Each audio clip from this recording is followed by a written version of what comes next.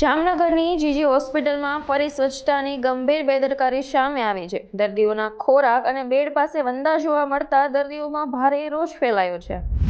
સુરતની ઉત્તરાયણ પોલીસે પોક્સો કેસમાં લાંબા સમયથી ફરાર આરોપીને ઝડપી પાડ્યો છે। આરોપી વડોદરામાં છુપાયો હતો। હાલ પોલીસે આગળની કાર્યવાહી શરૂ કરી છે। સુરત શહેરના ઉત્તરાયણ પોલીસ સ્ટેશન વિસ્તારની અંદર તારીખ 30 જૂનના રોજ એક બાળકીના અપહરણની ફરિયાદ જે છે એ બીએનએસની કલમ 137(2) મુજબ નોંધવામાં આવે છે અને ત્યારબાદ આ જે ભોગ બનનાર બાળકી જે છે એને કોઈ અજાણ્યો ઈસમ એનું અપહરણ કરી અને ભગાડી અને લલચાવી અને ગુનો કરવાના ઈરાદે એને લઈ ગયો હોય એની જે છે એ મુજબનો એક ગુનો રજીસ્ટર કરી ભોગ બનનાર બાળકી અને આરોપી જે છે એને પકડવા માટે આ ઉત્તરાયણ પોલીસ સ્ટેશનની જે ટીમ છે એના દ્વારા તજવીજ હાથ ધરવામાં આવે છે અને આ ગુનાના અનુસંધાને ઉત્તરાયણ પોલીસ સ્ટેશનની ટીમ દ્વારા જે આ કામના આરોપી જે છે અનુજ કિરત યાદવ કે જે ધંધો એનો જે છે એ ડ્રાઇવિંગનો ધંધો કરે છે અને વડોદરા ખાતે રહે છે, પરંતુ એ મૂળ વારાણસી ઉત્તર પ્રદેશનો રહેવાસી છે। એને જે ભોગ બનનાર છે એને લલચાવી અને ફોસલાવી અને ગુનો કરવાના ઈરાદે પોતાની સાથે લઈ જઈ અને આ જે પોક્સો મુજબનો ગંભીર જે અપરાધ જે છે એ કર્યો છે, તો એના જે છે એને અટક કરી આગળ જે એના કાયદેસરની જે કાર્યવાહી છે એ ઉત્તરાયણ પોલીસ સ્ટેશન દ્વારા કરવામાં આવેલ છે અને આ જે ગુનાના કામે જે બાળકી છે એ પણ મળી આવી છે અને આ આરોપીના વિરુદ્ધમાં ઉત્તરાયણ પોલીસ સ્ટેશનની ખાતે બીએનએસની કલમ 137(2), 87, 64(2), IM 75(2) અને પોક્સો એક્ટની કલમ 4, 5, 6, 11 અને 12 મુજબ આ જે ગુના કામના આરોપી છે એ અનુજ કિરત યાદવને હાલમાં ઉત્તરાયણ પોલીસ દ્વારા અટક કરવામાં આવેલ છે અને હવે આગળની કાયદેસરની કાર્યવાહી માટેની તજવીજ જે છે એ હાથ ધરવામાં આવેલી છે। સુરતમાં કાર ચાલકે પાલિકાના સફાઈ કર્મચારી સાથે મારપીટ કરતા સીસીટીવી વિડીયો વાયરલ થયો છે। ઘટનાના કારણો હજુ અસ્પષ્ટ છે। પોલીસે વિડીયોના આધારે તપાસ શરૂ કરી છે। રાજકોટ પીસીબી ટીમે મોટી કાર્યવાહી કરી આંતરરાજ્ય હથિયાર કાર્ટેલનો પર્દાફાશ કર્યો છે। 16 હથિયારો સાથે અને 13 કારતૂસ સાથે 5 આરોપીઓને ઝડપી પાડી પોલીસે તપાસ શરૂ કરી છે।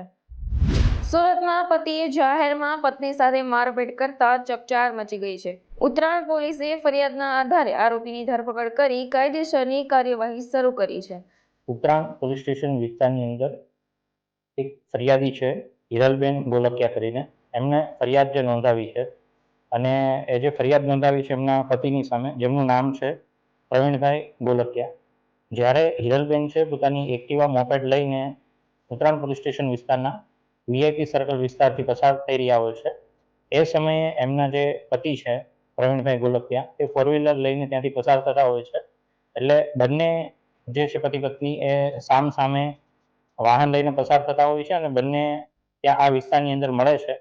તો એમના કોઈ પારિવારિક કારણોસર એમની જે બોલાચાલી થાય છે અને બોલાચાલીના પરિણામે આવેશમાં આવી અને ઉગ્ર થઈ એમના જે પતિ છે પ્રવીણભાઈ ગોલકિયા એ એમના પત્નીને સાથે બોલાચાલી કરી, ગાળાગાળી કરી અને એમને જે છે એમની સાથે મારામારી કરવા લાગે છે અને આ રીતનો જે ગુનો જે છે એ પ્રવીણભાઈ ગોલકિયા અને અન્ય એક જે બેન છે એમની સામે હિરલબેન ગોલકિયાએ જે છે એ ઉત્તરાયણ પોલીસ સ્ટેશનની અંદર રજીસ્ટર કરાવેલો છે।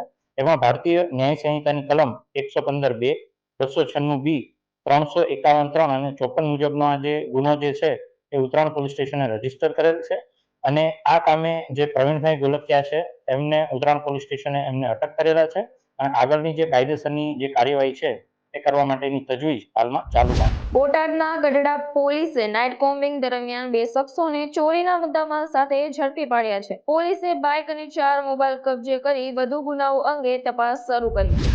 અમરેલીના ધારી પંથકમાં 22 ઇંચ વરસાદથી ખેડૂતોના આંબાના બગીચા અને ખેતરોને ભારે નુકસાન થયું છે। પૂરથી પાયમાલ થયેલા ખેડૂતો હવે સરકાર પાસે સર્વે અને વળતરની માંગ કરી રહ્યા છે। મારું નામ મનહરભાઈ લાલજીભાઈ ભેસાણીયા, ગામ મોરજર, તાલુકો ધારી, જિલ્લો અમરેલી।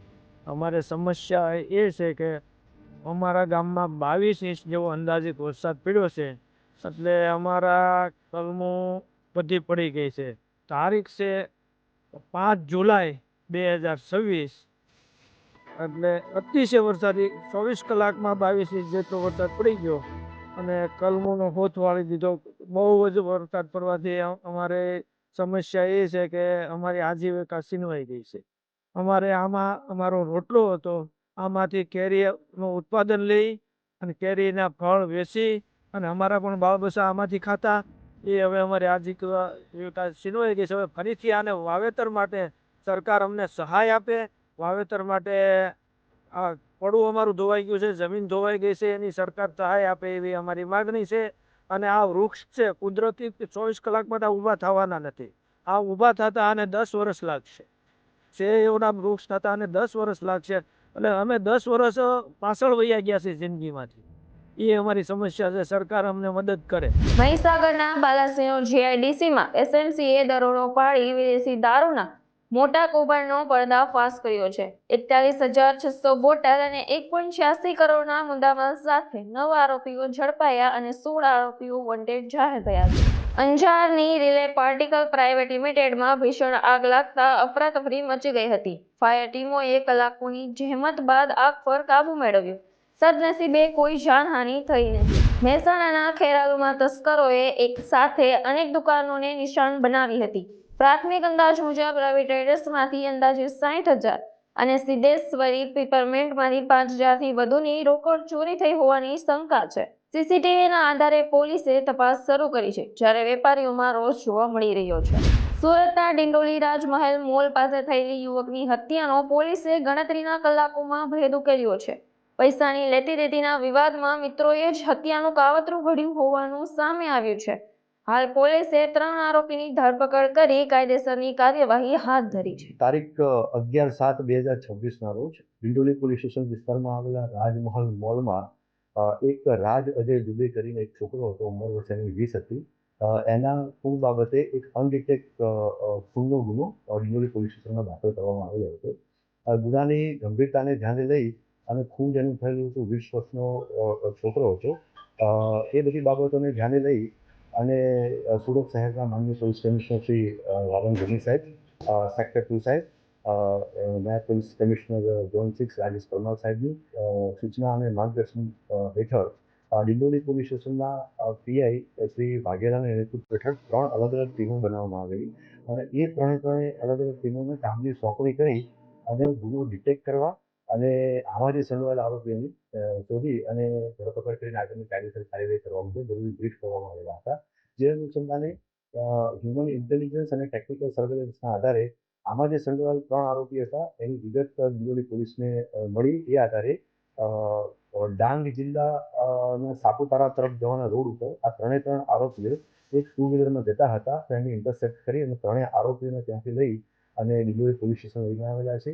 એની પ્રાથમિક પૂછપરછ અત્યારે હાલ ચાલુ છે. પ્રાથમિક પૂછપરછમાં એમને ગુનો કરેલાની કબૂલાત કરેલ છે અને આ જે ગુનો જે મોટિવ હતો આ 3 આરોપીનો, એમાં એ રીતનું હતું કે 3 આરોપીના પહેલા તો નામ જણાવું કે 3 આરોપી પૈકી પહેલા આરોપીનું નામ છે જયેશ ઉર્ફે જેમિન ભરત વૈષ્ણવ.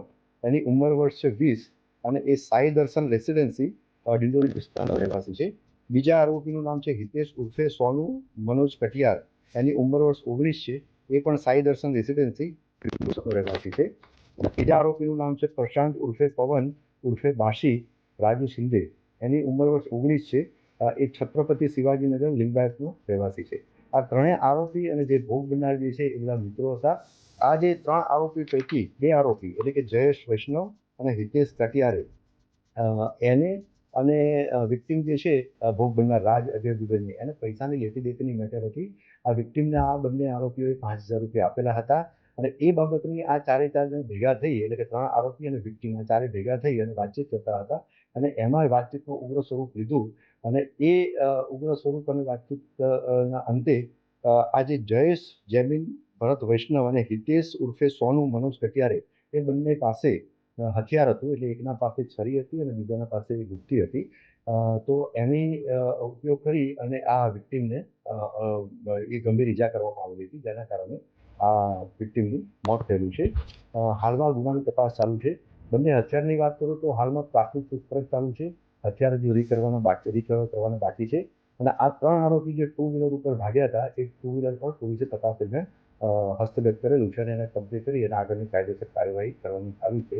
આ 3 આરોપીઓ પૈકી એક પ્રશાંત ઉર્ફે પવન ઉર્ફે બાસી રાજુ શિંદે એના વિરુદ્ધમાં અગાઉ લિંબાયત પોલીસ સ્ટેશનમાં 2024માં એક શરીર સંબંધી ગુનો દાખલ થયેલ હતો.